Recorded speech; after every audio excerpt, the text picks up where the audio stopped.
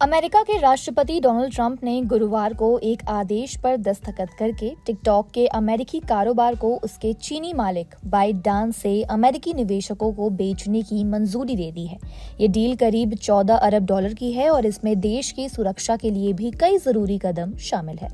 Trump ने white house में पत्रकारों को बताया कि उन्होंने चीन के राष्ट्रपति शी जिनपिंग के साथ इस बारे में बातचीत की थी और उन्हें डील की मंजूरी मिल गई है।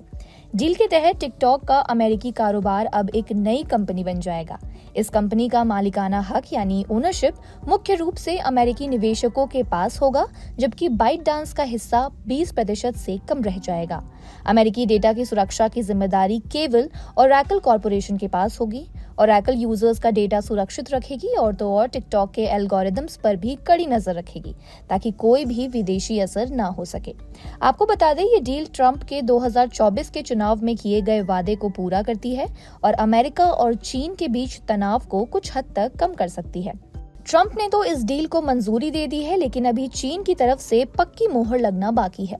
इस पर चीन के एम्बेसी का कहना है कि अमेरिका को चीनी निवेशकों के लिए एक ईमानदार और खुला माहौल देने की गारंटी देनी होगी। हालांकि अभी तक ये साफ नहीं है कि इस डील में कौन कौन से निवेशक शामिल होंगे और कंपनी की आखिरी कीमत क्या होगी।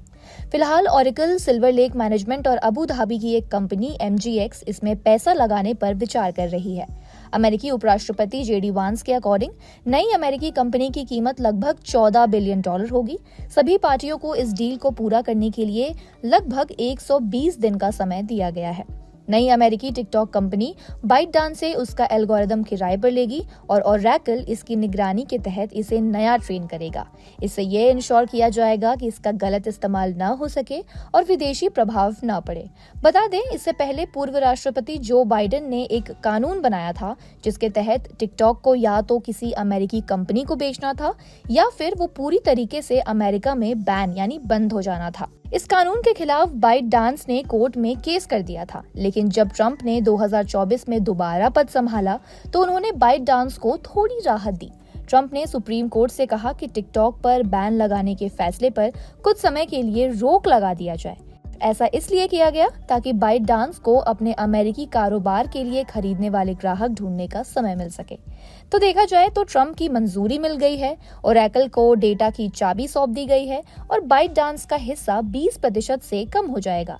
लेकिन इस डील की पक्की मोहर लगना अभी बाकी है। ये डील अब सिर्फ एक डील नहीं रही, 120 दिनों का समय शुरू हो चुका है और अब ये देखना है कि क्या ये डील समय पर पूरी होती है या चीन और अमेरिका के बीच जो डिजिटल शीत युद्ध का ये अध्याय है वो और लंबा खिंचेगा।